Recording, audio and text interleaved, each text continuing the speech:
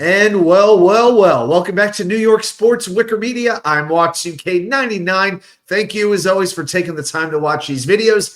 Here we go. The New York Jets at the Jacksonville Jaguars. What a thriller this is going to be. The Toilet Bowl, the game that even the local markets don't really want to be watching, if we're being honest. Jaguars come into this game 3-10. They've had losing streaks of 4 and 6 games this year. They finally beat Tennessee last week in just a 10-6 thriller. Jets have lost 4 straight games and 9 of their last 10. One of the biggest disappointments in the NFL this year. Well, we're going to preview the game for you right now. Both sides of the ball.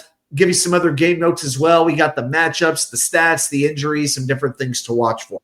All right, let's start when the Jacksonville Jaguars have the ball and are going against the New York Jets defense. Jaguars coming into this game averaging 297.2 yards per game. That's 28th in the league. 18.3 points per game. That's 26th. Not a good offense. They are 31st in third down conversion percentage. They're converting 33% of their third downs. The only team worse than them is Cleveland, and they average 26 minutes and 12 seconds of possession per game on offense. That's the lowest in the league, all right? So their defense tends to be on the field a lot. Macjones will be playing quarterback, not Trevor Lawrence, who's on injured reserve with a concussion.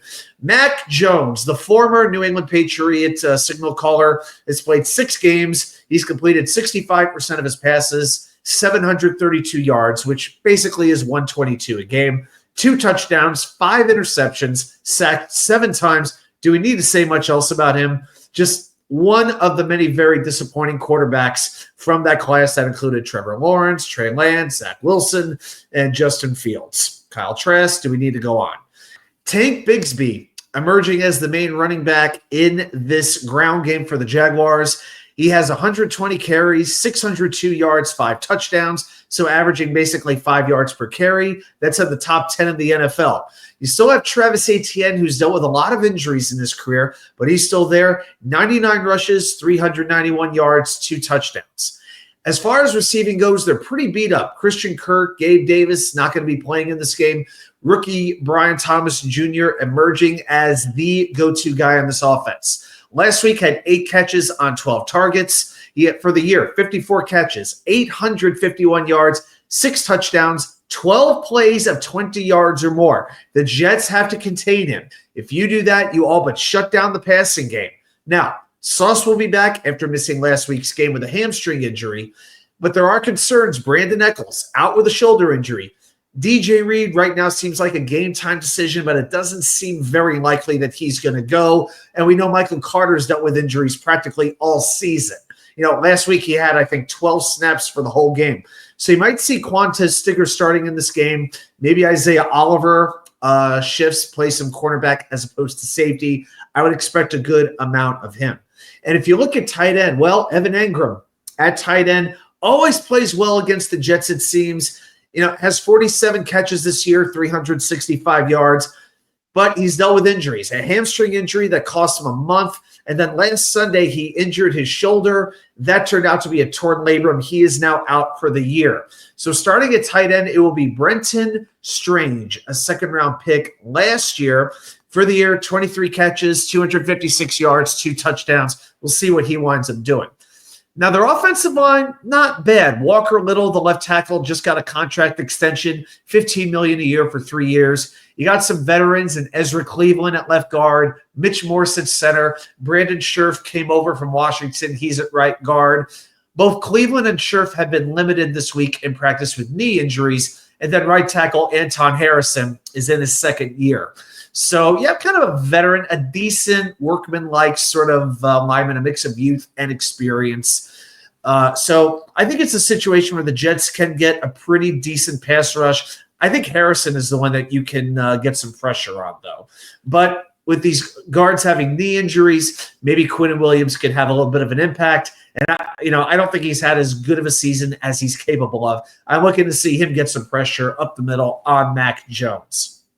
All right, let's do what we always do. Let's flip the script. When the Jets are on offense against the Jacksonville defense, this defense stinks. 396 yards allowed per game, last in the league. 26.5 points allowed per game. That's 28th in the league.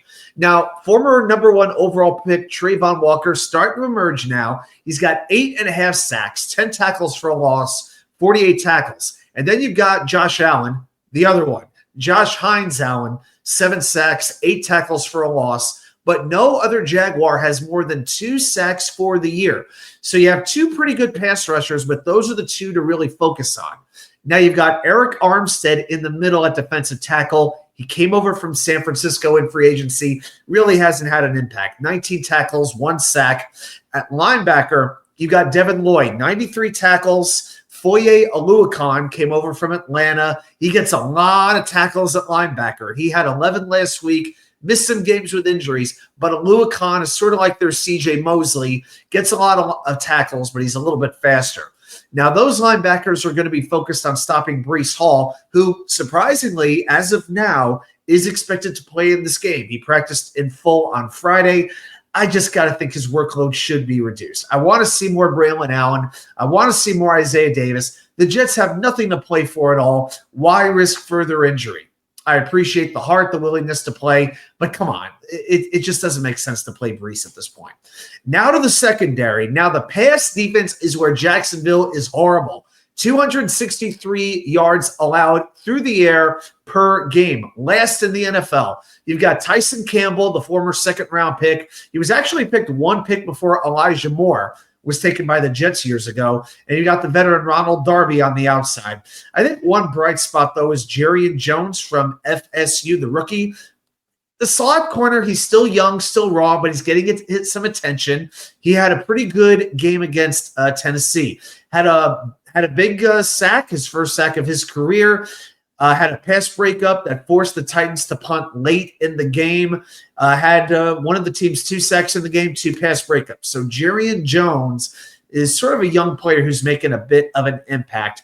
But really, I think the main thing the Jets need to do is contain Walker and Allen. And the Jets have had a very good pass-blocking offensive line, especially since Olu Fashanu came into the picture for Tyron Jones. If they could contain those 2 guys, I think Aaron Rodgers is going to have a better game than he did against Miami, better game than he did against New England. I think he is going to hit 300 yards again. I really do. All right, a couple of other game notes that I want to look at. At special teams, the Jets have lost Kene Nwangwu, their kick returner. He goes on injured reserve with a broken hand, which means we'll likely see more of Xavier Gibson. Oh, joy. Just what we all need to see. For the Jaguars, Cam Little, 18 for 20 on field goals. He is 3 of 4 from 50 yards and up. Of course, Anders Carlson is perfect since he became the Jets' full-time kicker. It's going to be a big game for draft position. Now, Jacksonville is in 5th. The Jets are in 7th. Tennessee is in the middle. They all have the same 3-10 record, but it's about strength of schedule at this point. And Jacksonville has an SOS of 489. The Jets are 516. And the Jets have a harder remaining strength of schedule. What that basically means is if the Jets are going to pass Jacksonville in the draft standings, Jacksonville is going to have to win more games. Okay, so if the Jets win this game, you can pretty much bet that they're going to have a better, a lower draft position than Jacksonville will. So if you're happy about that, sad about that, I'm just giving you the news, okay? And the last time the Jets won a game in Jacksonville was 2012. They've lost twice there since. So let's see what happens. I don't think people have too high expectations that this is going to be anything too exciting. But I do think you're going to see a lot of points in this game from both sides. So let's see what happens. Everybody, thanks so much for watching. Enjoy the football this weekend. Have a great rest of your day. And I will see you right back here with more content from you know where, the Wicker Chair.